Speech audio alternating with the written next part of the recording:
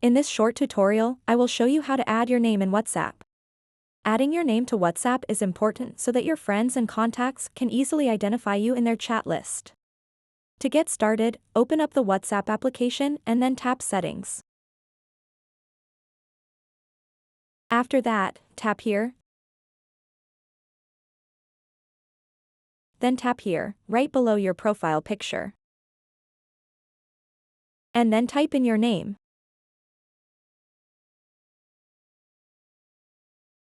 Once you've typed it in, tap Done at the top right corner to save changes. Having your name displayed on WhatsApp helps others know who they are talking to and makes it easier for them to find you in their contacts list. So that wraps up this tutorial. If you have any questions about this whole process, please let me know in the comments section below. And if this video helped you out, please give it a big thumbs up and subscribe to this channel for more tutorial videos like this one.